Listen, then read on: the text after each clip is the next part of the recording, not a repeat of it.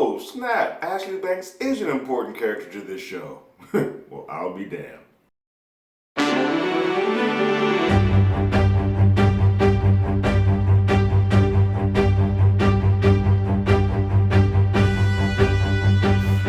Hello, everyone. Terrence here with Hollywood Already Did It. If you haven't already, like, share, comment, subscribe, ring that bell below anytime we have something. You will be among the first to know. The fourth episode of Bel-Air has dropped called Canvas. It is the first episode that is not a part of that original dropping of Trio.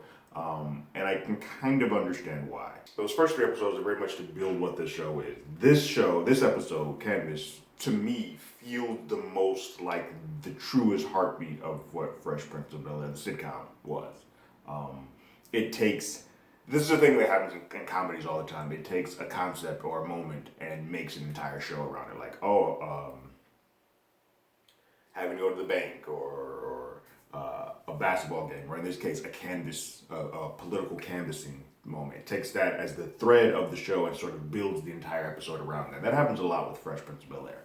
And I think one of the biggest things that this show lacked is sort of subtlety.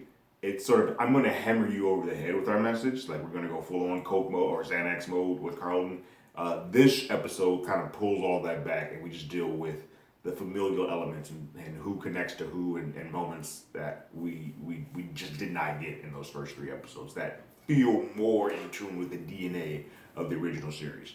This episode begins with the Banks, Philip, and Viv sort of creating this plan of attack for canvassing for Uncle Phil's political aspirations, becoming the DA. And so they are giving everybody an assignment to sort of go do this. So Will and Carlton have been tasked to sort of be the Kobe and Shaq, they didn't get along together to go canvass and do door-to-door knocking to try to get registration for voting. Hillary is more tasked to go do things with stores and businesses, Ashley to tag along with, and obviously Uncle Phil and Aunt Viv are getting ready for this big rally that they're going to be having at the skating rink later. Everybody sort of has their job, except for Jeffrey, which we will talk about momentarily. But they all sort of split, and that's how this episode goes, where they all sort of go do their own thing. But before we do that, there is a moment where we do get to see Hillary sort of trying to find her next piece in life, where she's doing these influence houses, which I've seen this happen on a bunch of shows now, and I know this is the thing. I'm just so old that I am removed from it, but these houses that sort of take in multiple influencers and sort of create this influencer haven. She's been applying left and right for all of them, and they all are kind of not really feeling it. Some of it is that she is too much, like she's only bringing an African American audience. Some of it's like even in the African American circles, it looks like they give her a look like, nah, boo, we ain't really rocking with you, that type of stuff. So she is having a hard time sort of finding her footing. She has a heart-to-heart with Will, who kind of tells her like, hey, this is the first time you're losing your safety net. I get it. You've never been poor. I've been that way. But just go ahead and do you. Do the best version of you, and don't let anyone change who you are. And I think you will find your footing. And it's the first time that we sort of get that heart-to-heart, because that's sort of what made Fresh Prince of Bel-Air. As much as Will was the outsider and sort of came in, he had a moment of like nuggets to sort of give some of what he came from to them and blend that and mesh that and sort of make it all work. And I think it works to the benefit of Hillary, because as she goes along, she goes to Jazz's record store, because Jazz is a hustler. Yeah, and in addition to being an Uber driver and all that, we get our first sort of interaction between Jazz and Hillary. And in that, they start to realize that they can help each other, and Hillary helps Jazz get an Instagram and put him on his Instagram because he doesn't have any type of social media following, and he sort of preps that to the point where Hillary gets enough attention to him that one of the houses that she tried to go for gives her the thumbs up and says, come on in. So that's a win for Hillary. Will and Carlton have a bet with Aunt Viv and Uncle Phil where they're like, hey, I'll do this canvassing stuff, but I need something out of it. Carlton wants tickets to the Grand Prix.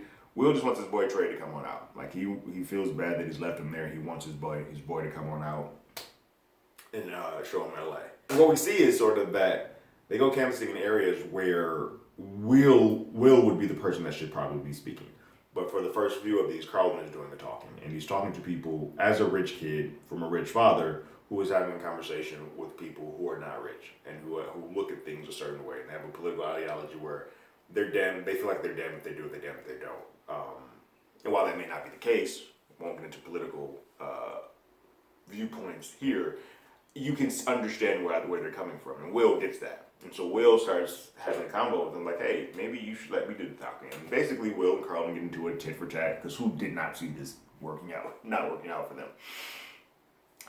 Carlton calls him ignorant. Will's like, "Hey, yo, I'm not. Let's not do that." And while Will is getting things working because he can sort of relate more to him, Carlton just says he doesn't like the way that he's doing it because he's doing it by saying, we're going to do this, we're going to do that, we're going to defund the police, like those type of things. Blue lives matter, and Carlton doesn't think that they should be getting that muckety muck into all of it. They feel like they should be playing it more safe, which safety is the word that the Banks sort of have been playing so far. Because Uncle Phil and Aunt Viv have been having a moment where donors have been coming to the house to sort of do a one-on-one with them, and none of them have been completely committal. They have a good time, they entertained, and they feel like they walked away with something from them, but they haven't been committal. And Aunt Viv is like, "Hey, yo, it's because you haven't been the truest you. You've been sort of towing this line and being very safe. They don't have a reason to get behind you because you're doing nothing different than everyone else. You're now the token, quote unquote, token black dude." And he says, "Look, all right, well then let's change it up again because what I'm doing is not working." In that also though, what we see is there's a couple of moments that Uncle Phil keeps sort of hammering down Aunt Viv and her ability to do art. Aunt Viv is ready to turn the room that used to be her studio back into a studio. She's ready to do all of that, but in this moment with this donor, she recognizes her, like, "Oh, didn't you do art for the mural for this high school?" And Uncle Phil's first thing that he says is like, "Yeah, she used to do art." Which anybody who's an artist knows, like, you never stop doing art. Like, you may not be doing it currently, but you'll never stop being an artist. And that rubbed her the wrong way, and she had to check him about it. And in that checking, they sort of come to this conclusion that what he's doing is not right. He has already sort of given a bit of the slap on the hand, like, "Hey, sometimes you speak your mind too much and it gets us in trouble. Can you not do that?" It's an interesting concept to say, to tell your wife, like, "Hey, can you not be you for a bit? Can you bring it back?" I get it, in the political climate, you might want to have them to not, but it is still something that if you consider this person to be your right-hand partner, you may not want to quelch who it is they are so much. We have an Ashley Banks sighting in this episode. Ashley is texting back and forth with friends to kind of get to this hangout that is in a part of the hood that she probably should not be by herself, but specifically that her parents would not want her in. But she goes and she's just hanging out. She's not doing anything wrong. She puts a little lip gloss on. She wants to lip popping, but she's just going there to play games and watch Jurassic Park. But she finds a way to sort of buck the system, get away from Ashley a little bit. And get away from Hillary a little bit and go hang. What we find out, and I sort of already said this in the last episode, is that Jeffrey is very much the handler of this family. He is the protector. He does all the sort of grimy and dirty work. He finds Ash, and he's not mad at her. He talks to her and just like, "Hey, you probably shouldn't be here. Like, I know you're just trying to have some fun, a good time with these friends, but you probably should not be here because you never know when your family is so up there and so has so much money that you never know when people are trying to get at them through you, and just to kind of give you a heads up." And he's like, "Yeah, if I get shook by a 12-year-old girl, then I'm not doing. Your parents wouldn't hire me. I'm not doing my job correctly." In addition to that, Will sort of goes to him and says, "Hey, yo, they on to me. They know I'm out here." And Jeff's like, "Cool, I got it. Don't worry about it. You ain't got to go to Uncle Phil and I got it from here." And Will's like, "Wait, what?" And that's how they leave it. He's calm, cool as a cucumber, sipping tea, probably some crumpets in that bitch, but he is just chilling, like, "No, I got this. You cool, go ahead and do your thing. I got it from here." In that, I do want to note that it's just a hint of it. They didn't really lean into it too much, but Ashley seemed to be really interested in having her friend Lucy, I believe was her name, come to this place. And she was late, and she finally showed up. They hugged. I think they are hinting at that she may like girls, which is fine. You want to give Ashley some type of identity in this show. I think that's where that seems to be where they're hinting at, even if it's not fully. She's on some type of sexual spectrum, it appears, because when the boy tries to put his hands around her, she kind of just like, what are you doing? But doesn't, shakes it off. But the look that she gives when she finally sees her, her face lights up. Small thing, it may not be anything of it, but I just kind of picked that up. We then come back to a moment where Will meets with Jazz, and Jazz sort of gives him the lay of the land, like, yo, you want Trey out here. You may have to bite your tongue a little bit and work with your cousin. Like, is it worth not getting this done to not have Trey come out? And so he goes back to Carlton, and this is the first time that he ever calls Carlton. Like, he started getting that feel where while they do butt heads in the old comedy, they eventually come together. And it's sort of that truce that happens where it feels more like their family. I never, before this episode, felt like they were ever cousins or had any type of familial tie. This episode, I do. And so they sort of work together. They take opposite sides of the street and sort of work the thing. Will gets into his bag of like helping mow the lawn and rubbing cats and drinking water. He's very charismatic. And obviously, Carl does his thing. He's kind of very more by the book. But they both managed to get some more registrations and signatures. They come back together, and Will's like, yo, I got a perfect idea. All these people, I told them they all can come to the fundraiser at the skating park. And Carlton's like, hold on. If you run that by Dad, like, none of that is on the up and up. Like, there might be some things that he may not accept this. And Will's just like, hey, let's go pitch this to them, see how it feels. But at the very least, if it starts working, can you have my back? Because this is going to benefit us both. We both have a goal. Hopefully this will work. Take it back to Phil, and Uncle Phil's not feeling it at first. He's like, no, I got to pay back donors. We haven't done safety checks on all these people. And Aunt Viv was like, hey, stop playing. We just said you weren't going to play it safe. Let's not play it safe. Maybe you can get some actual real questions thrown at you. Maybe you can actually answer them in real time and just sort of have a moment with the people. And so it all sort of works out. They have the fundraiser. Everybody comes through. The hood is there. You got some constituents there. It's a good time. Jeffrey does manage to bring Ashley, her friends that she was hanging out with, there, and so that's when you get the look between her and her friend that I think there may be something more to that. Lisa's there, and unfortunately so is Lisa's father, who Will finds out is an actual police officer, and some of that PTSD comes in. He responds in a manner that is a bit off-putting, but he takes it out on Lisa, because Lisa didn't tell him. And she's like, well, I didn't really have a reason to. I didn't think about it. She brings up his father, and that's another trigger warning that she's like, my dad ran out. Like, I don't know that nigga. Like, I don't know him from a hole in the wall. Sucks.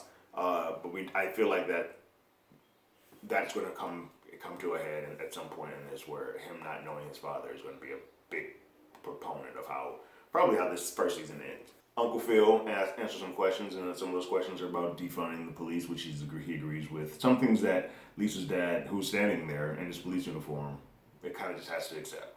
But all in all, it feels like the family has come together. And you have that one moment when they walk into the house together and they're all sort of smiling and laughing. I'm like, this is it. That is why this is a family drama. Before these first few episodes felt like this weird high school angsty, very much not of the familial type of show that I thought we were getting. This felt more in line with that. While it still feels dramatic, we still have the scheme. Nothing that was done before is sort of bumped or changed, but this feels more like now we're getting into that sweet spot of what the original series felt like.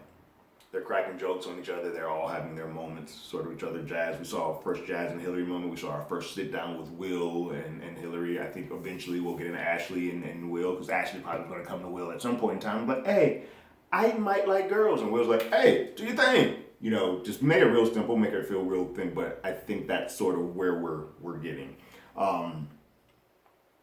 Hillary tells Mom that she got the job at one of the influencer houses, and Hillary responds in a manner that is not good for any parent. Like, cool. They gonna want something out of you. You're not just gonna live there for free. And it's a response that any black parent, not knowing me even as an influencer, I wouldn't know what that is. Like an influencer house is not something that is in their brain. So instead of taking the time to say, hey, what is this? Let's look into this, what all this is, she immediately just shoots it down. And Hillary bucks that and is like, can you just for one say congratulations? And at that point, that's when Hillary thinks about what Uncle Phil says. Because while he may not be wrong, he may not want to say that to his wife, but there is some validity to that. Like, just maybe don't say everything that's in your head. The episode ends, though, with apparently Jeffrey really handles his business. Now, it's probably going to come out down the line that Jeff may not have had something to do with it, or he may have. But at the very beginning of this episode, there's somebody that is watching Will, and when Lisa and Will are in the parking lot. It is believed that the man coming after Will is sending his cronies to sort of skate out the lane and look at it. But what we find out is that that's one of Jeffrey's right-hand dudes. And Jeff has a moment with him in a car side by side on some, like, training day type shit where he's like, we tried to pay him off. He looked like he was going to stand down. He's choosing not to. And Jeffrey was like, all right, well then, let's handle it. And my man rolls up the windows like, say less kind of idea, and he pulls off. So what we get at the very end of the episode is that Will wins. He gets his ability to bring Trey out there. So he calls Trey up and like, Trey, you coming to LA, baby? We gonna do it up. And Trey lets him know, like, yo, our problems are solved. Like, oh, dude, dead. Got shot up at a strip club. And Will sort of starts putting two and two together, like, hey, I asked for help. And we didn't see Jazz. Jazz didn't have a job for the canvassing. And this happened. And so it is going to be interesting in the future if Will doesn't just take the win. And I think that's what's going to be the biggest thing is Jazz. And then we're going to be like, hey, Jeff. And then we're going to be like, yo, just take the win. But it is going to be interesting if Will brings this up to Uncle Phil and he gets the vibe that Uncle Phil at some point is aware of this guy being taken out and then how he handles that. Is he okay with somebody just losing their life? Is he okay with his uncle being the one that sort of pulled the puppet strings for that, even with him running for DA? And if that gets out, how does that work? Like, I think that's sort of where this is all going to go and gets a little bit mucked up there. I feel like Hillary in that influencer house, while Mom may have made the mistake of opening up her mouth and not being supportive, I think there might be some validity to what she's saying. Like, I don't know about these influencer houses, but being a black woman in that house, it may not go the way that she's thinking in there. I think that all is going to come into place. I think we're going to have to deal with Ashley's sexuality, and I feel like Jazz being a part of Hillary's life is probably going to be a part of, like, it's all starting to come together where I'm liking where the show is now heading. Where before I was like, it's a little too dramatic and angsty and over the head. This one pulls that back a bit. And while it is still all there, it's now subtext a little bit, and it allows it to be a little bit more subtle. We don't see Carlton doing lines of Xanax all freaking episode. But we know that from the history that we got from the first 3 episodes, it is there. And so if we can play this cool little balance between what the show was and what this show is and sort of keep meeting that middle ground instead of going so high and like basically Euphoria style camera angles at parties and stuff, I think we can kind of find that ground where this show sort of finds its sweet spot. I dug this. This has been my favorite episode so far. There's enough to like about this show to keep going. Jabari Banks, however, is just phenomenal. Like, he is a star. So watching him throughout all of this, it feels like you're watching somebody kind of come into their own. And it is a show that I think, if you were ever a fan of Fresh Prince of Bel-Air, seeing this completely 180, the opposite side of the same world, like the bizarro world of this, it's fun to go down. I don't know how long it can go, because there are some things where when you're not dealing with comedy and dealing with drama, I don't know how many things you can do before it becomes repetitive. But a couple of seasons of this feels like it's a fun ride, and I'm in for it. What did you guys think about this episode of Bel-Air called Canvas? Go ahead and leave your thoughts and comments in the comments below. If you haven't already, you can follow us on Twitter at HollywoodADI, or you can hit us up on email at HollywoodAlreadyDidIt@gmail.com. We also have a podcast with the same name that's on Google Podcasts, Spotify, Apple Podcasts, any other place podcasts. We're there. And like always, I got my ticket. You got yours.